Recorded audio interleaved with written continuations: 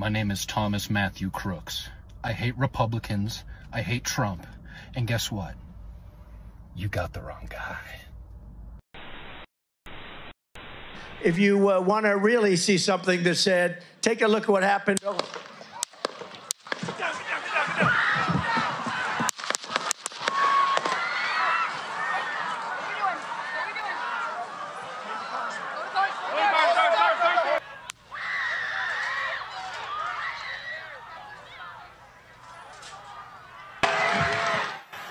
Wait.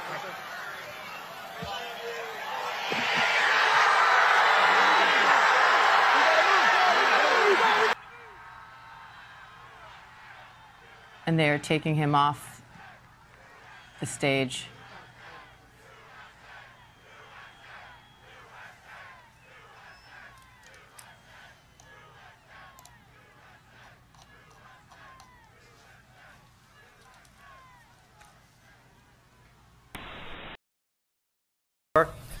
I go to Stanford University. I have a 10-inch penis and 6'4". I go to Stanford University. I have a 10-inch penis. Here's what we know about Thomas Matthew Crooks, the 20-year-old suspect who attempted to assassinate former President Donald Trump.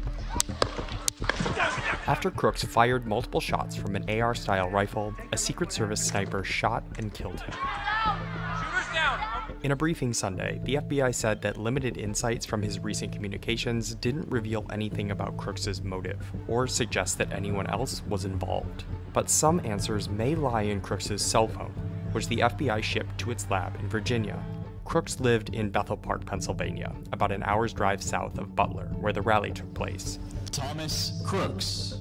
He graduated from Bethel Park High School in 2022. He seemed to have little social media presence or record of political activism. He was quiet, but he was just bullied. He was bullied so much. He'd wear hunting outfits sometimes. Pennsylvania voting records show that he was a registered Republican. And on the day of Joe Biden's inauguration, a Federal Election Commission record shows Crooks gave $15 to the Democratic-aligned Progressive Turnout Project. Crooks did appear to have an account on Discord, a messaging app. A Discord spokesman said he hadn't posted on that account in months, and that the platform had removed his account based on its off-platform behavior policy. Witness accounts placed Crooks on a roof less than 450 feet away from Trump. We noticed a guy crawling, bear crawling up the roof of the building beside us, 50 feet away from us. Crooks' father, who the gun had belonged to, assumed his son had gone to a gun range, but became concerned when he couldn't reach him, according to people familiar with the investigation. He called police after news of the shooting. The FBI also said that Crooks hadn't been on the agency's radar as a possible threat before the shooting, and that there were no signs of mental health issues.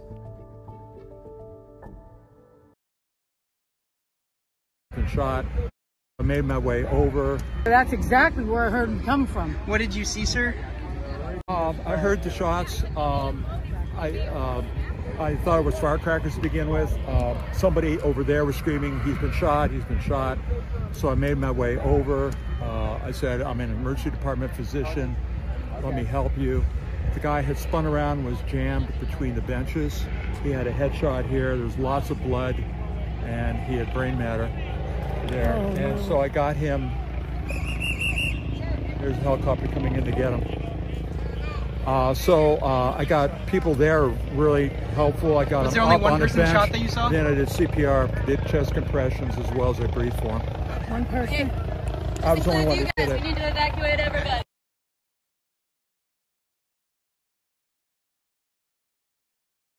It was like a mantle of telling people in these old churches, like trying to reform America again, bringing back America. Because the Lord told me, he said, I am not done with America.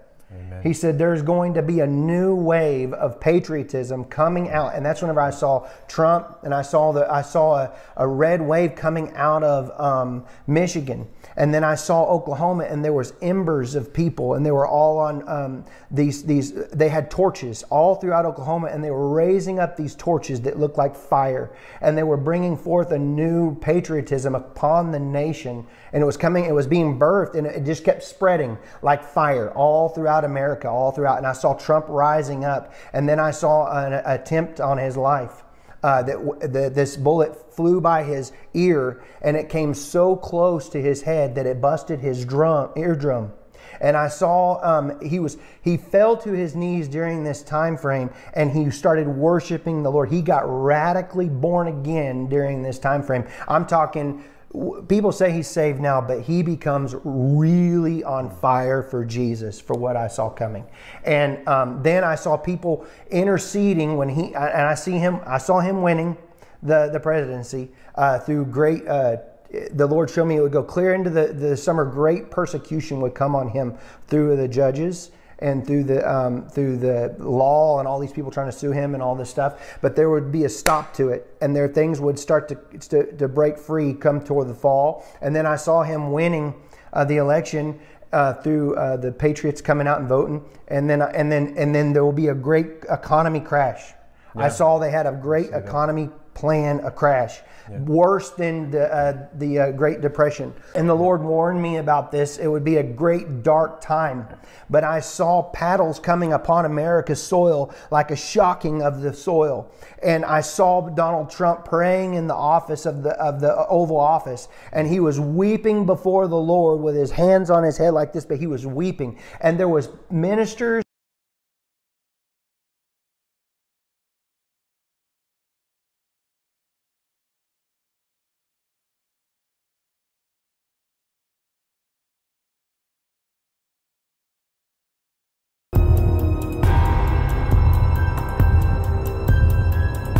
We're like, hey man, there's a guy on the roof with a rifle, and the police were like, huh, what? You know, like they didn't know what was going on.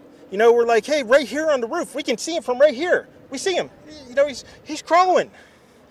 And next thing you know, I'm thinking to myself, I'm like, why is Trump still speaking? Why have they not pulled him off the stage?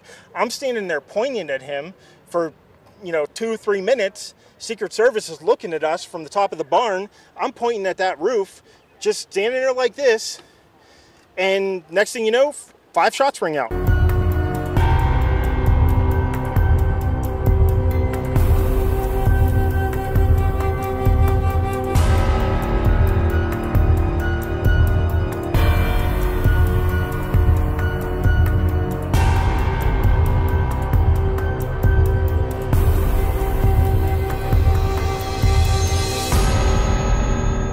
I would have expected that local law enforcement, at the direction of the Secret Service, would have been positioned on those rooftops. You allocate 1 to more likely 2 to 3 officers